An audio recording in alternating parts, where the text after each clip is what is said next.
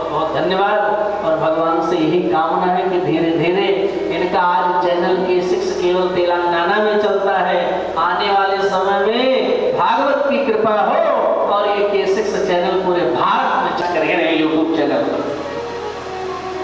तो ये 3 चरण धरती मांगा और समझाया ये नारायण है, तो 2 ही चरण में आपको पूरा एकदम बेकार कर देंगे, इसलिए आप साफ साफ मना कर दो, मैंने कुछ नहीं देने के लिए कहा, नहीं आप परेशान हो जाओगे। अच्छा महाराज कैसे मना कर दे, झूठ बोलना अच्छी बात नहीं, कैसे झूठ बोलनी आप बताइए। ब्राह्मण संकटे गौ ब्राह्मणार्थे हिंसायां नामृतम स्याजुगोषितम्। ये शुक्राचार्य जी समझा रहे अपने चेला को कि झूठ बोलो, इतने स्थान पर अगर झूठ बोलो तो पाप नहीं लगेगा। बोले कौन कौन स्थान है? बोले स्त्रीसु, यानी अपनी अपनी पत्नी से खूब झूठ बोल, और किसी लड़के से हो रही है अगर झूठ बोल करके करवा दो मौसी तो पाप नहीं लगता। और किसी के प्राण संकट में हो और झूठ बोलकर बचा लो तो पाप। और किसी गाय की कोई हत्या करने जा रहा हो दुष्ट, अगर झूठ बोल करके बचा दो तो भी पाप। और किसी ब्राह्मण को कोई मारने जा रहा हो, अगर झूठ बोल करके बचा लो तो पाप। स्त्रीषु नर विवाहे च भृत्यर्थे प्राण संकटे और गो ब्राह्मणार्थे हिंसायां नामृतम स्याजुगोषितम्। इतने स्थान पर झूठ बोलने से पाप नहीं लगता। ये कह कौन रहा है? शुक्राचार्य जी कह रहे हैं। शुक्राचार्य जी कौन है? बोले दैत्य यानी राक्षसों के राक्षसों के गुरु, राक्षसों के गुरु। तो सारी बात तो सुनाया, लेकिन राजा बोले कि 2 टूक में जवाब दे दिया कि महाराज नहीं असत्यादि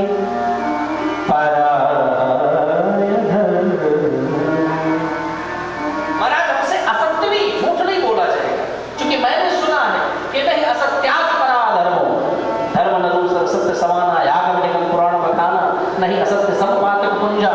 यानी झूठ से बढ़कर के कोई ना तो अधर्म है, ना कोई पाप है, ना कुछ है, इसलिए हम तो झूठ नहीं बोलेंगे। महाराज आप झूठ नहीं बोले। अरे संकल्प थोड़ी ना हुआ है, अभी झूठ बोल दो। अरे भैया संकल्प भले ना हुआ हो, लेकिन वचन की भी तो कोई कीमत होती है कि नहीं होती है? हाँ या ना?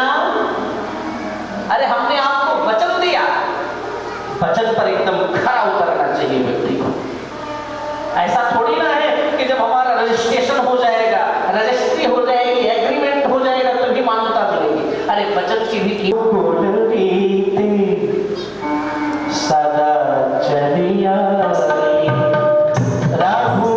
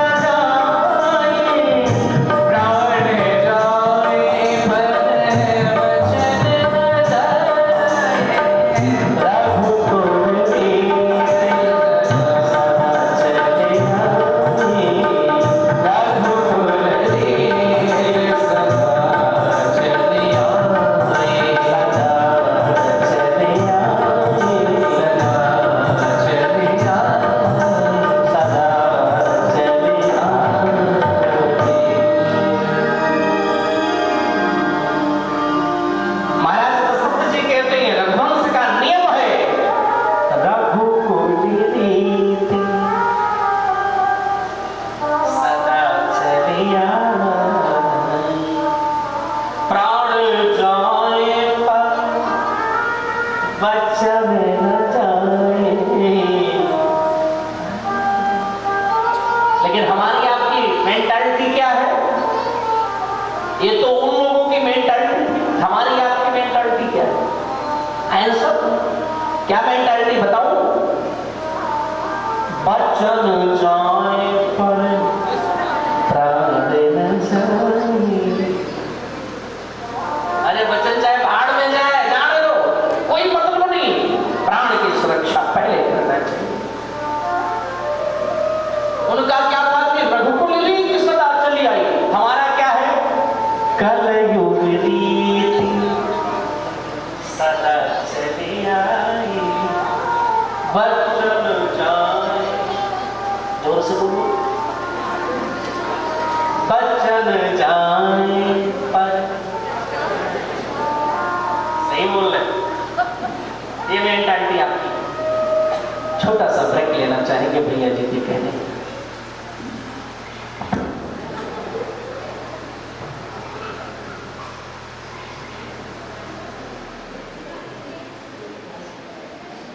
श्री राम। तो लेकिन ऐसा नहीं होना चाहिए। जब सारी बातों पर मना कर दिया महाराज बलि ने, तो गुरुदेव नाराज हो गए और श्राप दे दिया, मेरी बात नहीं मानते हो, जाओ बड़ी जल्दी लक्ष्मी उससे दूर हो जाएगी, ऐसा कहकर चले गए। और जब संकल्प होने लगा तो जिस जहां से पानी संकल्प में लगता है, बोलते हैं जल ले लो, अक्षत ले लो, पुष्प ले लो, ये सब बोलते हैं पुरोहित लोग, जो पुरोहित होते हैं, पुरोहित जानते नहीं जानते, पंडित जी, आचार्य जी, ये लोग बोलते नहीं बोलते। फिर संकल्प होता हो विष्णु विष्णु विष्णु श्रीमद्भागवतो महापुरुषस्य विष्णुराज्ञ परवर्तमानस्य अत्यस्तब्राह्मणो श्री द्वितीय पराधे श्री श्वेतपाराः कल्पे वैवस्वतमनन्तरेष्टाविंशतिमे कलियुगे कलिप्रथम चरणे जम्बूद्वीपे भूलोके भरतखण्डे भारतवर्षे आद्यावर्तके सांस्कृतिक, कैसे कैसे बोलते। हम तो पहले बोलते थे, अब तो हमको याद ही नहीं रहे। तो संकल्प होना था, भगवान ने कहा भाई संकल्प तो जल गिरना था, जल गिरेगा हाथ में तभी। तो लोग कहते हैं शुक्राचार्य जी वहीं जाकर बैठ के जहां से जल निकल रहा था, छोटा सा रूप धारण करके। अब जल निकल ही नहीं रहा है कि संकल्प होगा ही नहीं, जल नहीं आएगा। भगवान बोले भाई ये क्या हो गया, जल क्यों नहीं निकल रहा है? पता नहीं सरकार, रखता है पुराना बर्तन है, रखा रखा जंग खा गया है। भगवान समझ गए हम जानते हैं इसकी जंग 2 मिनट में दूर करते हैं। भगवान अपनी कुशासनी से कुशा निकाले और एक आंख को दबाया और प्यारा सा निशाना लगाया। शुक्राचार्य जी की एक आंख गोविंदाय नमो नमः, एक आंख ही समाप्त कर दी शुक्राचार्य जी की, आंख समाप्त कर दी। तो किसी ने कहा एक ही आंख क्यों फोड़ा, दोनों फोड़ देना चाहिए? बोले नहीं, हर व्यक्ति के पास 2 आंखें होती, एक ज्ञान और दूसरी वैराग्य। ये 2 आंखें, एक का नाम है ज्ञान और एक का नाम है वैराग्य। तो कहते हैं ज्ञान की आंखें बड़ी तीव्र हैं, बड़ी तेजी है, बड़ी फास्ट है बाबा की, लेकिन वैराग्य की आंखों में मोतियाबिंद की शिकायत लग रही थी, इसीलिए मैंने ऑपरेशन कर दिया। यार मोर वालों एक बार राधे राधे बोलना पड़ेगा, ऐसे कंजूसी पूर्वक नहीं करा। दोनों हाथ उठाओ, पूरी ऊर्जा के साथ बोलो राधे। तो भाई कहने का प्रयोजन यही, इस प्रकार से संकल्प हुआ और संकल्प होने के बाद बोले अब हमें प्रणाम करो। और जब प्रणाम किए तो भगवान ने अपने विराट रूप को बढ़ाया और एक बार जोर से बोलो बोल विराट भगवान की। इतने लंबे हो गए भगवान कि भगवान का चरण तो दिख रहा है, भगवान का मुख नहीं दिख रहा है श्री राजा बलि को। और भगवान बोले अब हमारा नापना देखो राजा बलि, कैसे नापा जाता है। बोले कैसे? एक चरण भगवान ने उठा करके नीचे की ओर रखा तो 7 लोग को नाप दिया, अतल वितल सुतल तलातल महातल रसातल पाताल। और चरण को जब ऊपर उठाया तो ओम भू भुव स्वः महाजल तप शब्द, यानी दूसरे में भी 7 और पहले में भी 7, ये 14 लोगों को नाप दिया महाराज। बोले अब तीसरा चरण कहाँ रखूं? जाकर के ब्रह्म कटाह में छिद्र कर दिया। दूसरे चरण में ब्रह्मा जी ने भगवान के चरण को धोया, फटाफट अपने कमंडल में रख लिया और वहीं से गंगा की धारा बह रही, जो आज पूरे देश को, पूरी दुनिया को परम पावन पुनीत बना रही। बोल गंगा मैया की। तीसरा चरण कहां रखूं राजा बलि? अभी तो 2 ही चरण हुआ है। तो राजा बलि चरणों में गिर गिर के बोले, हे सरकार, मेरा तो सब कुछ आपने ले लिया, मेरे पास तो कुछ है नहीं देने की। बोले नहीं। बोले अब मैं क्या दूं? बोले अगर आपने संकल्प 3 चरण धरती का किया है, अगर नहीं दोगे तो नरक में जाओगे, तो बताओ क्या करें? बोले सरकार एक बात पूछूं आपसे। बोले क्या? बोले धन बड़ा है या धन का मालिक बड़ा है, आप बताइए। भगवान ने कहा भाई बड़ा तो धन का मालिक ही होता है। तो बोले सरकार अभी तक आपने मेरा धन ही धन लिया है, मालिक खड़ा है, ये तीसरा चरण उठा करके हमारे सर पर रख करके मुझे भी स्वीकार कर लो और ये 3 चरण भी पूरा। सुखदेव जी कहते हैं परम तृतीयम कुरु श्रेष्ठ में जब पदम, ये तीसरा चरण हमारे सिर के ऊपर स्थापित कर दो भगवान। और भगवान रख भी दिए और स्वीकार कर लिए और परम दीवाने बन गए राजा बलि के। वाह, मैं आया था तुम्हें छलने के लिए राजा बलि, लेकिन नहीं, तुम्हारे प्रेम और तुम्हारे त्याग ने तो हम ही को छल लिया।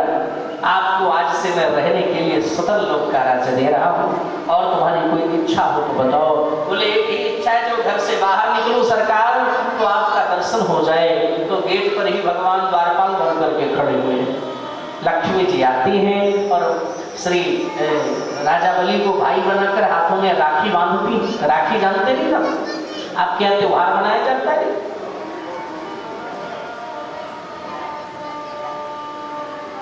त्योहार को इंग्लिश में क्या बोलते हैं? Festival, correct? हम राग तो नहीं हो रहे, क्योंकि हम इतने पढ़े लिखे नहीं हैं, जान लेना। तो ये राखी का जो फेस्टिवल होता है आपके यहाँ मनाया जाता है, साउथ में कि नहीं? हाँ या ना? मनाया जाता है।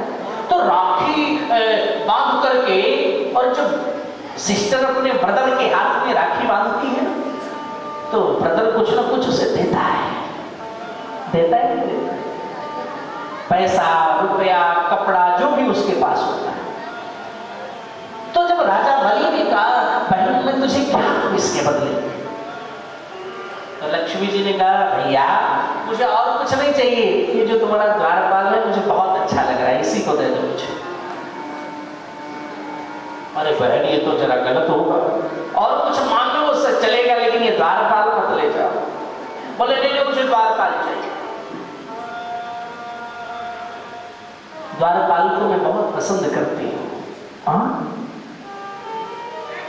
अच्छा, अगर आप द्वारपाल को पसंद करती हैं तो एक निवेदन करता हूँ कि अब आप अपना असली रूप में आ जाइए और हमें आशीर्वाद भी दे दीजिए।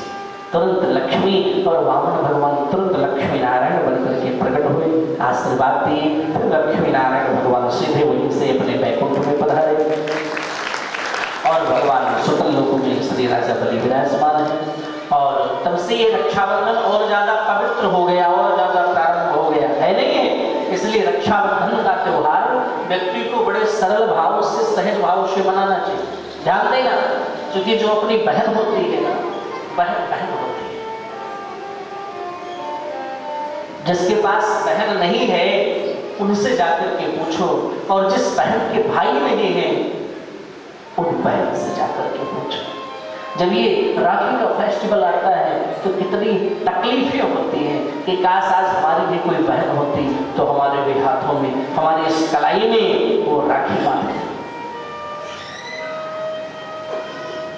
और अगर भाई को, बहन को भाई नहीं होता है तो बहन भी सोचती है काश अगर आज मेरा भाई होता है तो मैं भी इतने उल्लास में भर करके, कितने हर्षपूर्वक जाकर के और अपने भाई के हाथों में मैं राखी बांधती। इतना जरूर है कि भाई बहन का रिश्ता अत्यंत ही पवित्र होता है, और रिश्ते में तो कभी खटास आ नहीं सकती है। लेकिन बहन भाई का रिश्ता बड़ा पवित्र, बड़ा पावन, बड़ा पवित्र होता है। ये निश्चित ये सत्य है कि बहन और भाई की लड़ाई भी खूब बराबर चलती रहती है, बुढ़ापे तक लड़ाई चलेगी, लेकिन उस लड़ाई में भी बड़ा प्रेम रहता है, बहुत प्रेम रहता है। लड़ाई जरूर करेंगे, लेकिन अगर बहन अपने भाई से खूब लड़ेगी, लेकिन अगर आप उसके भाई को एक बार भी कुछ बोल दो तो एकदम शेरनी की तरह आप पर टूट पड़ेगी। तुमने मेरे भाई को बोला कैसे, तुम्हारी हिम्मत कैसे। अरे और तो और अगर पति भी कुछ बोल दे उन भाई के बारे में तो उनसे भी लड़ जाती, खबरदार मेरे भाई के बारे में एक वर्ड में सुनना पसंद नहीं करूंगी, तुम जानते हो मेरा भाई कैसा है। इतना प्रेम होता है। तो ये इस पवित्र रिश्ते को ऐसे ही आप लोग बरकरार रखें, और हमेशा आप कहीं भी रहें, ध्यान देना, आप किसी भी शहर में रहें, कहीं भी रहें, लेकिन ये राखी का त्योहार बिल्कुल ना भूलें। रक्षाबंधन के दिन समय पर पहुंचकर, चूंकि ये बड़े सौभाग्य का दिन होता है जब प्राप्त होता है, अपने बहन से अपने हाथों में राखी जरूर बंधवाएं। ये आप सभी से मैं आग्रह करता हूं। राधे राधे बोलो।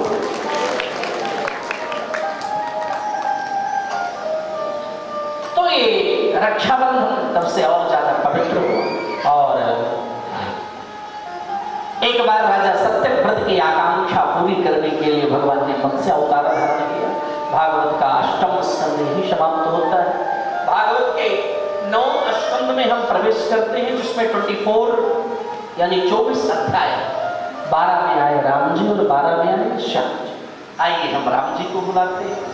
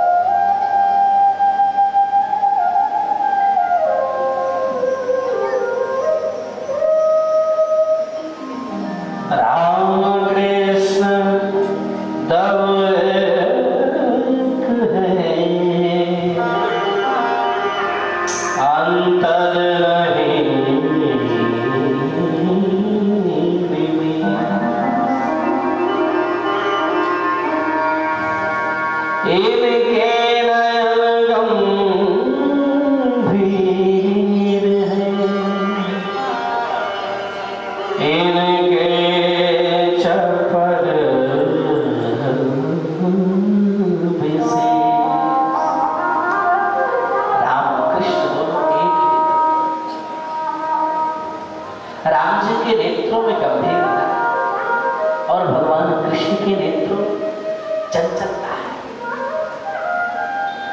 है कि नहीं? जैसे राम जी, ध्यान देना, राम जी जब जनकपुर गए ना तो एक पुष्प भी तोड़ना, जब अपने गुरु जी के लिए पुष्प तोड़ने के लिए गए बागीचे में, तो राम जी लक्ष्मण जी कह रहे चलो चलकर तोड़ ले। बोले नहीं नहीं, पहले जो इस बागीचे का मालिक है, माली उससे आज्ञा तो लेना भी जरूरी है।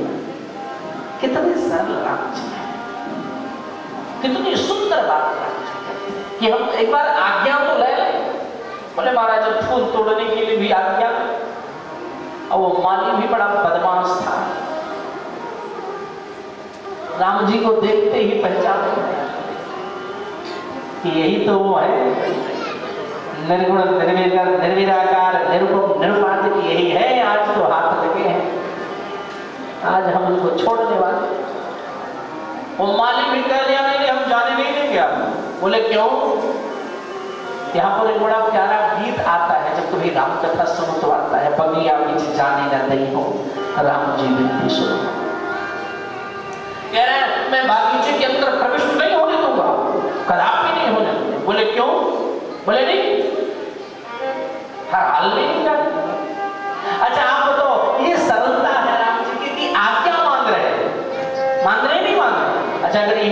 कन्हैया होते तो क्या आज्ञा मानते? माली को भी पकड़ कर बांध देते और जाते फूल तोड़कर लाते, फिर खोलते भी नहीं, आराम कर दो। तो यही गंभीरता और यही चंचलता। इसलिए राम की जो कथा होती है, रामचरित्र परम पवित्र है, कृष्ण चरित्र महाविचित्र। तो रामचरित्र में हम लोग इन्वॉल्व हो रहे हैं और बड़ा सुंदर भाव है। तो रामचरित्र तभी आनंद आएगा जब पहले अयोध्या चलोगे, तब आनंद आएगा। तो अयोध्या चलेंगे नहीं चलेंगे? चलेंगे नहीं चलेंगे? तो अयोध्या चलेंगे तो ऐसे बैठे बैठे अयोध्या नहीं जाते। बोले फिर कैसे जाते हैं? अयोध्या चलने के लिए हमें जो है ताली बजाते हुए, आनंद लेते हुए श्री अवधधाम की ओर आप चले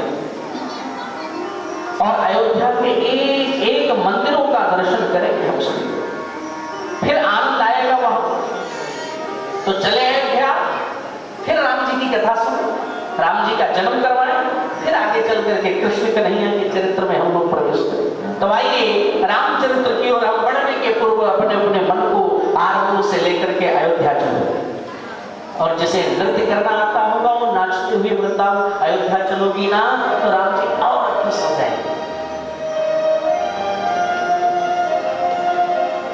नाचते हुए अयोध्या चलोगी तो और आनंद आएगा, लेकिन कंजूसी नहीं करना। सीताराम जी की प्यारी राजधानी लागे, राजधानी लागे, मोहे मीठो मीठो सरयू जी को पानी लागे। सीताराम जी की प्यारी राजधानी लागे, राजधानी लागे, मोहे मीठो मीठो सरयू जी को पानी लागे। सीताराम जी की प्यारी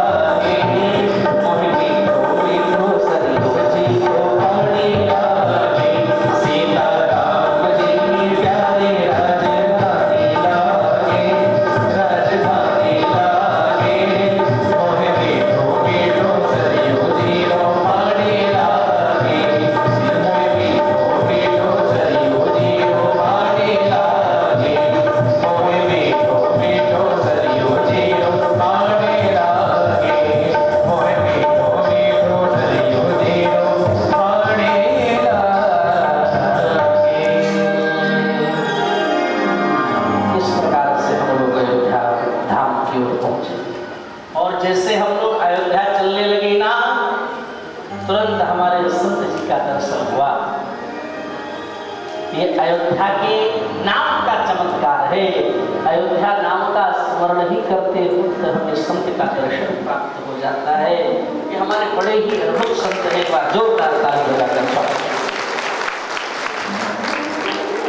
जिस इनका निरंतर वास उस पर्वत पे रहता है जो पहाड़ के बीचों बीच में विराजमान है। संसार झंझटों से दूर, कोई मतलब नहीं।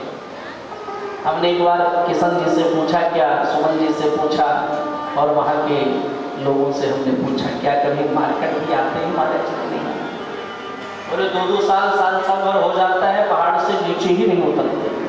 अब पहाड़ से नीचे नहीं उतरोगे तो संसार कैसे देखोगे? तो ऐसे संत आज हमारे बीच में उपस्थित हैं। एक बार हम सभी लोग मिल करके अपने स्थान से बैठे बैठे पूज्य महाराज श्री को अपने स्थान से प्रणिपात में विनती करें।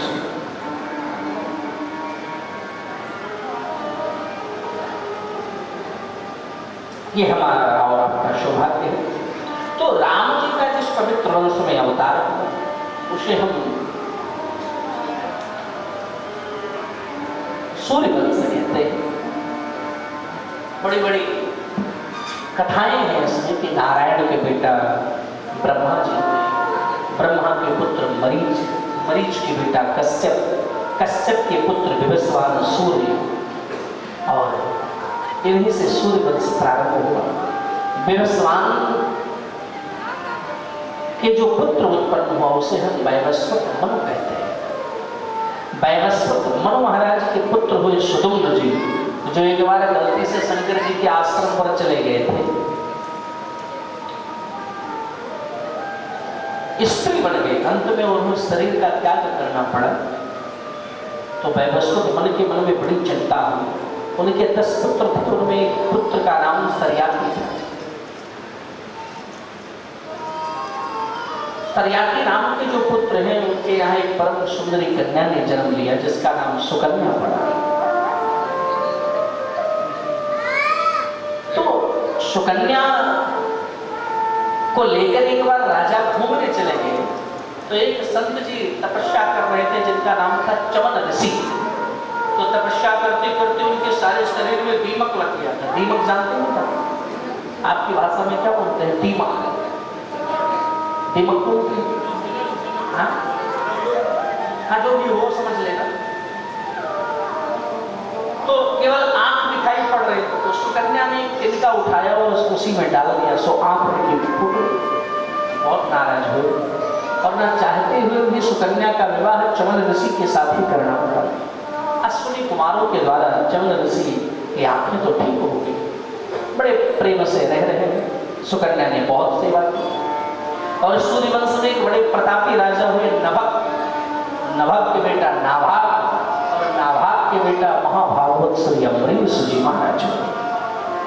अम्बरीश जी कैसे हैं कि हजारों नौकर चाकर लगे लेकिन फिर भी भगवान की सेवा अपने हाथों से ही करते हैं। सारा कुछ अपने हाथों से करते हैं। यानी भगवान के लिए रोटी बनाते हैं, चपाती अपने हाथों से, चपाती बना करके भगवान का भोग लगाना, सारा कुछ कार्य स्वयं से करते हैं। ऐसे हमारे अम्बरीश जी एक दिन तो भगवान के लिए गेहूं पीस रहे थे। पीसना समझते हैं, पहले चाकी से पीसा जाता है। यहाँ पर कुछ ऐसे वृद्ध माताएं होंगी जिन्होंने चाकी पर गेहूं पीसा होगा हाथ से। एक दिन अम्बरीश जी स्वयं गेहूं पीस रहे थे तो पसीने निकल रहे थे। भगवान प्रकट हो गए और अपने पीतांबर से हवा करने लगे। सो पीछे मुड़ करके देखा तो भगवान खड़े हैं, चरणों में गिर पड़े। सरकार ये आप क्या कर रहे हैं? बोले भैया तू इतना बड़ा राजा होकर मेरे लिए चक्की चला सकता है तो मैं तेरी हवा भी नहीं कर सकता। ले सुदर्शन आज से मेरा नहीं तुम्हारा। इतना कहकर भगवान चले गए। दूसरे दिन आई एकादशी। एकादशी का व्रत आप लोग भी व्रत करते नहीं करते? एकादशी का कितने लोग एकादशी का व्रत करने वाले जिसे आप ग्यारस बोलते हैं? क्या बोलते हैं? ग्यारस। कहीं कहीं के लोग ग्यारस भी बोलते हैं। तो एकादशी का व्रत करने वाले कितने लोग हैं जरा हाथ उठा।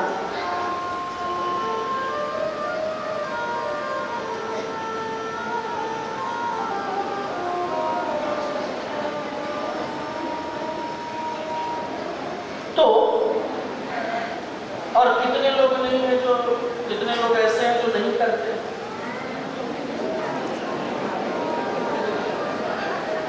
अच्छा तो क्यों नहीं करते? भूख ज्यादा लगती, बर्दाश्त नहीं होता, शुगर पेशेंट, क्या प्रॉब्लम? अरे इस मशीन को भी तो कोई आराम दे दिया है। बस तो वैसे तो आप कहते हो भाई संडे मुझे कुछ काम मत करना, मुझे आराम करना, इसको भी तो कभी आराम चाहिए। एक दिन केवल दूध पर ही काम चलाओ ना, क्या बुरी बात है नहीं? एकादशी व्रत रहना चाहिए हर व्यक्ति को, ये प्रयास होना चाहिए हमारा, क्योंकि एकादशी व्रत रहने से हमारे घर की संपूर्ण दरिद्रता समाप्त हो जाती है, संपूर्ण गरीबी समाप्त हो जाती है।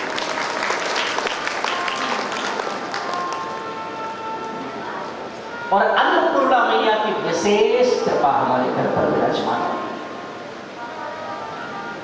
इसलिए एकादशी व्रत रहना चाहिए।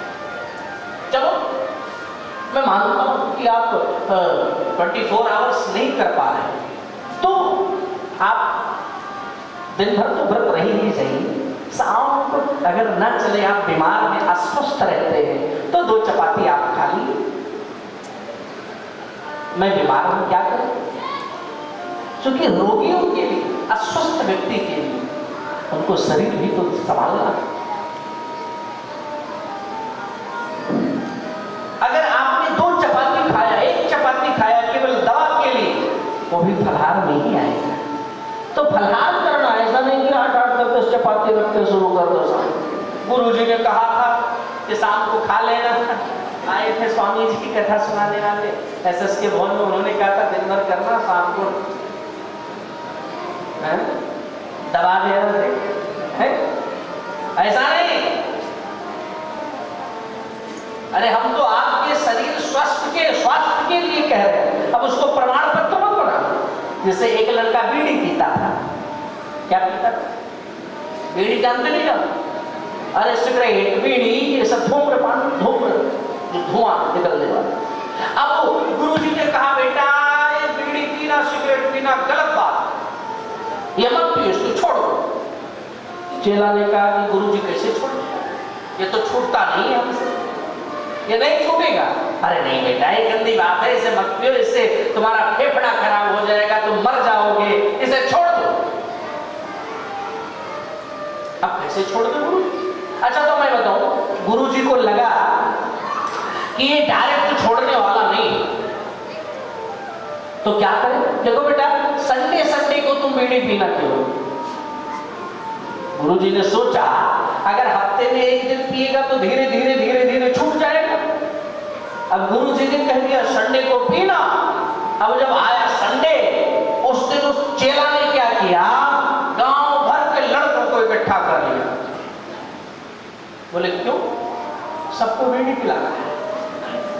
किसी ने कहा ये आज एक साथ हजारों लोग बीड़ी क्यों पी रहे भैया? बोले गुरु जी ने कहा आज बीड़ी पीने का बड़ा महत्व है, संडे को बीड़ी पीने का बहुत बड़ा फल है। तो गुरु जी ने तो छुड़वाने के लिए संडे लगाया था, तुमने तो प्रमाण पत्र बनाकर घूमने लगे कि संडे को बीड़ी पीने से बहुत फायदा। नहीं, गलत बात। हम इसलिए कह रहे हैं कि आप जो है, अगर शरीर आपका अस्वस्थ रहता है, आप स्वस्थ नहीं है, तो आप शाम को 2 चपाती खा लें अपने शरीर की सुरक्षा के लिए। अब आप ये कहो कि गुरु जी कहकर गए थे शाम को दबा दो 7-8 चपाती है, इतना राइस है। और एक बात बोलो, चलो मान लेता हूं कि आप नहीं कर पाते, छोड़ दो ना करो, क्योंकि एक टाइम भी अगर व्रत करोगे तो उसका 50% फल मिलेगा आपको। और अगर आप व्रत ना करें, लेकिन अगर एकादशी के दिन घर के अंदर चावल ना खाएं, राइस ना बनाएं, राइस को देखें आपको हाफ 50% फल मिलेगा। क्योंकि मैं कहना चाहूंगा एकादशी के दिन चावल खाना मीनिंग राइस खाना समझ लो कीड़ा खाने के बराबर होता है, ऐसा शास्त्रों में वर्णन आता है। उस दिन केवल चपाती खाओ मेरे भाई बहन, रोटी खाओ, चपाती खाओ, कुछ भी खाओ, लेकिन 24 आवर्स राइस मत खाओ। भले ही कुछ हो जाए लेकिन हम राइस नहीं खाएं। इस पर आप जोर करें, क्योंकि उस दिन एकादशी के दिन राइस खाने से बढ़कर के पाप और कुछ नहीं होता है। लेकिन एक और विडंबना है कि साउथ इंडिया में राइस के बगैर लोग रह नहीं पाते। उनका मेन फूड ही है क्या है? राइस। साउथ इंडिया के लोगों की मेन फूड केवल राइस, ओनली राइस। फिर भी मैं आपसे आग्रह करता हूं कि ये आप प्रयास करो, एकादशी के दिन राइस खाने वाले समझ लो कीड़े खा रहे हैं, आप प्रयास करो हम चपाती खाएंगे, एक दिन राइस को इग्नोर कर देंगे। और द्वादशी जब आए, दूसरे दिन आए एकादशी के, सुबह से ही चालू कर दो राइस पे राइस पे राइस पे राइस, है नहीं? लेकिन ये प्रयास करना मेरे भाई बहन कि राइस खाना गलत। एकादशी को राइस को छूना भी नहीं चाहिए, ऐसा नहीं करना चाहिए। एक बार राधे राधे बोलना पड़ेगा और जोर से बोलना। तो विचार करने वाली बात है मेरे भाई बहन। एकादशी का व्रत किया किसने? श्री अम्बरीश। और जब सुबह दूसरे दिन पारण का समय आया तो पारण के समय में दुर्वासा जी आए, तो उनको भी निमंत्रण किया, चले आप भी भोजन कर लो वहां। बोले अवश्य, मैं जरा स्नान ध्यान कर। और स्नान ध्यान करने चले गए तो उनकी समाधि लगी, भजन करने लगे। तिथि समाप्त हो रही थी तो तिथि समाप्त हो रही थी तो थोड़ा बड़ा भोजन, तो भगवान का चरणामृत ले लिया ना, चरणामृत लेकर के व्रत खोले। और व्रत खोल लिया। जब पता चला दुर्वासा जी को, तो भगवान दुर्वासा जी अम्बरीश जी को मारने दौड़ पड़े। लेकिन दुर्वासा जी जो एक अपनी जटा को पटक दिए, एक कृत्या नाम की राक्षसी पैदा हो गई जो अम्बरीश जी को मारने चली। सुदर्शन सावधान, तुरंत चला करके राख कर दिया सुदर्शन ने कृत्या नाम की राक्षसी को, और पीछे पड़ गया। आगे दुर्वासा, पीछे सुदर्शन। दुर्वासा जी भागते भागते शंकर जी के यहाँ गए, उन्होंने साफ मना कर दिया हम नहीं बचा पाएंगे। ब्रह्मा जी के यहाँ गए, बोले हम भी सुदर्शन से नहीं बचा पाएंगे। तो भगवान के घर वैकुंठ गए, बोले आप मेरी सुरक्षा करो, बोले हम भी नहीं बचा पाएंगे। बोले क्यों? बोले अगर आपने मेरा अपमान किया होता तो मैं एक बार माफ कर देता, लेकिन आपने हमारे भक्त का अपमान किया है, और जो मेरे भक्त का अपमान करता है मैं उसे कभी माफ नहीं कर सकता। आपके लिए मेरे ठाकुर जी इतने एक्टिव रहते हैं कि अपना अपमान बर्दाश्त कर लेते, लेकिन अगर आप लोगों का कोई अपमान कर देना उससे भगवान बर्दाश्त नहीं। तो बोले आप क्या करें सरकार? तो भगवान कहते हैं जिसका अपराध करके आए हो उसी के शरण में जाओ। तब जाकर के सीधे श्री दुर्वासा जी अम्बरीश जी के पास गए। तो अम्बरीश जी ने सुदर्शन को सावधान शांत किया, और जब शांत कर दिया तो नेत्रों में आंसू आ गए। अहो अनंत दासाना माहत्वं दृष्टि पद्यमे कृतागसो प्रियराजा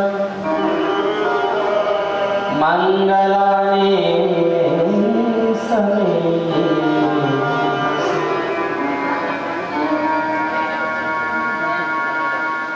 आज मैंने जिसको जला करके मारने का प्रयास किया उन्होंने ही हमारी सुरक्षा की। इतने बड़े बड़े प्रतापी राजा, इन्हीं के वंश में महाराज यवनाश हुए, मानधाता, सत्यव्रत राजा हरिश्चंद्र, रोहित, बाहुक, सगर, बड़े बड़े राजा इन्हीं वंश में हुए महाराज। इन्हीं वंश में महाराज भागीरथी हुए, खड़वांग हुए,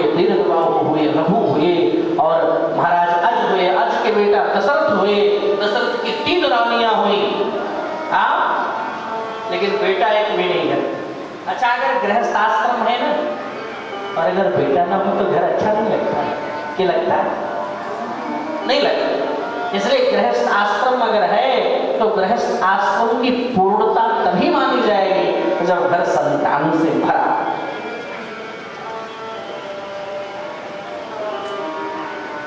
तो दशरथ जी के पास बेटा एक है, बड़ी ग्लानि हुई।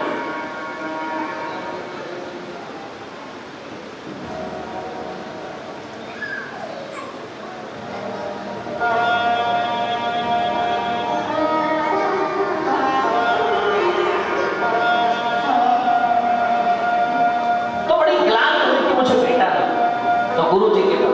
अच्छा, एक बात और बड़ी प्यारी मैं कहने जा रहा हूं, जरा सुन लेना।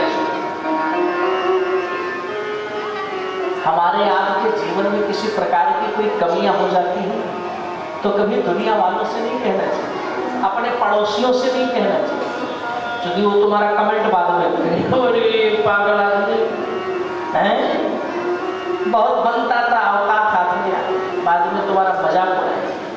अगर हमारे जीवन में कोई परेशानी हो तो या भगवान के शरण में जाकर के बोलो और या फिर अपने गुरु के शरण में जाकर के बोलो। वहां दोनों जगह आपका कोई मजाक नहीं उड़ाएगा, सिवाय आपके फायदे के आपका नुकसान नहीं हो सकता है। परेशानी जब आए तो अपने रिश्तेदारों से भी नहीं कहना चाहिए, सिवाय गुरु और भगवान के किसी और से नहीं कहना चाहिए।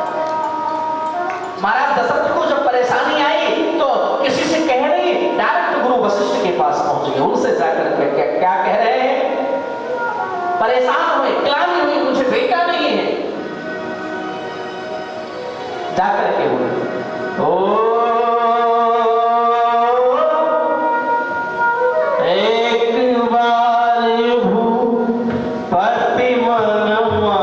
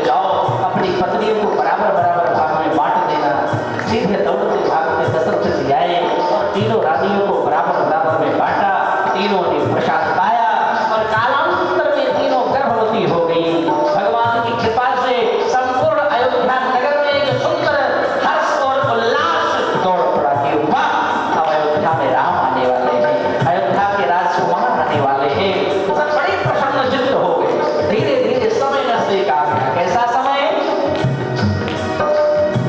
नवमी प्रीत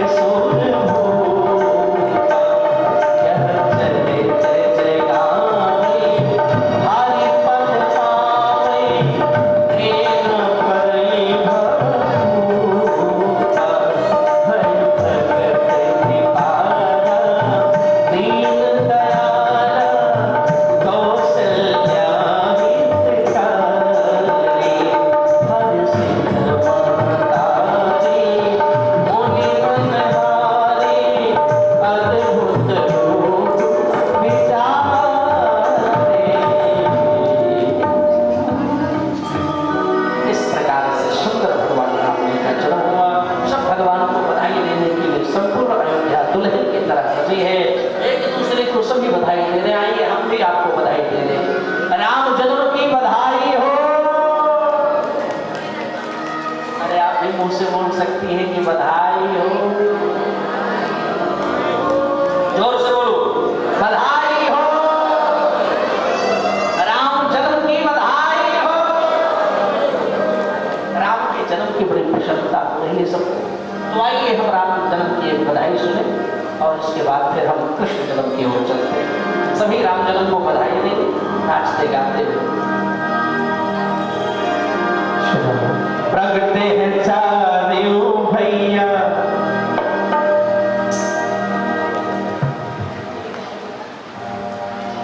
प्रगटे हैं